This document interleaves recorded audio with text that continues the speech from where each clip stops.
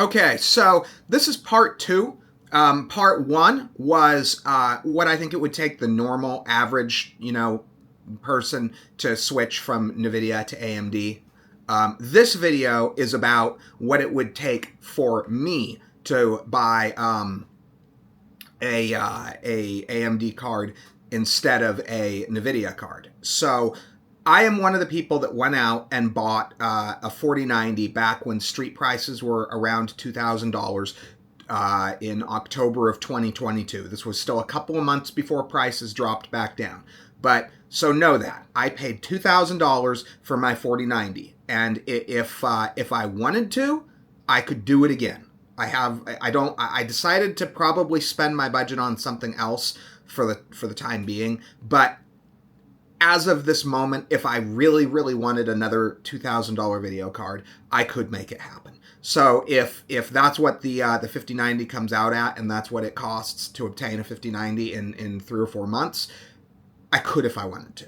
So keep that in mind when I talk about what it would take me to switch. So my willingness to pay $2,000 for a video card, what that means is that I was willing to spend a ton of money for that last, I don't know what the 4090 was unusual. It wasn't just 5% of performance. It was a massive number. But even if it was a small number, I probably still would have bought it. I was willing to pay for that last bit of performance. So in order for AMD to lure those of us that are willing to spend that much more for just the last 10, 15%, something like that, let's say an 80 class card is I don't know, $1,200, let's say. Hopefully it's not, but let's say 5080 is $1,300, and let's say it is 75% the performance of the 90 class card. Okay, that would mean I'm just gonna. I think these are fairly common numbers that people are thinking about. I think there's a good chance the 5090 is going to be somewhere in the neighborhood of $2,000. I could be wrong. Maybe they'll make it $1,599 and then street prices will just balloon it up to $2,000. But I'm going on the assumption that those are going to be approximately the numbers.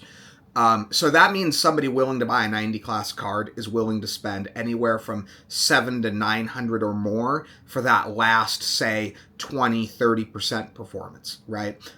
So AMD would have to provide a product as good or better. It comes down to that. And I'm not talking about just being 90% of the performance at, say, 90% of the price, okay? Because a buyer such as myself, or the old Titan buyers, I didn't have the money for this kind of stuff back when the Titan was the thing, but same thing with Titan buyers back in the day. Those are not people who would have settled for a few percentage less at a little bit cheaper of a price, right? Those are people that were willing to pay a top dollar for bleeding edge performance. So that means AMD is going to have to put out a top tier video card, and that top tier video card is going to have to be at least as good of performance, at least as good of a price. I guess if it exceeds the Nvidia card, it can be higher price. Fair enough. I doubt that, but fair enough. If they put out a product that's better, it could be more expensive. Fair enough.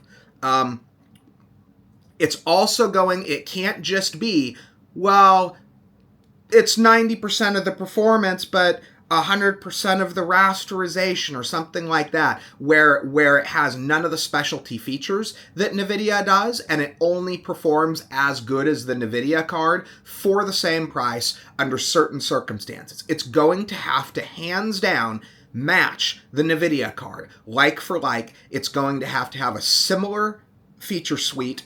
It maybe even throw in something of their own to sweeten the pot.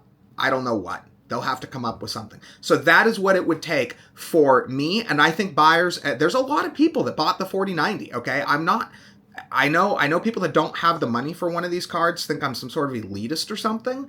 I'm not. Like when you looked when a lot of people looked at the sales numbers for the 4090, that card sold like crazy. There was a lot of people that justified going out and spending $1,600 to $2,000 or more for that video card. So it's not quite the tiny segment of the market that it once was.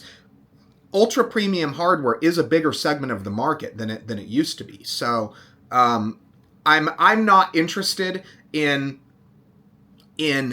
a card that performs, say, 80 tier plus, so something that sits in between an 80 and 90 tier card at, say, I don't know, 75% of the price of a 90 class card, because that's not just that. I'm just not after that. I'm after the bleeding edge product. I think that would appeal to a lot of people, but I already talked about that in the other video. That's just not what I'm looking for. So anyway, I hope you kind of find this interesting as to what it would take me personally to buy an AMD card instead of a Nvidia card. So thanks for watching the video.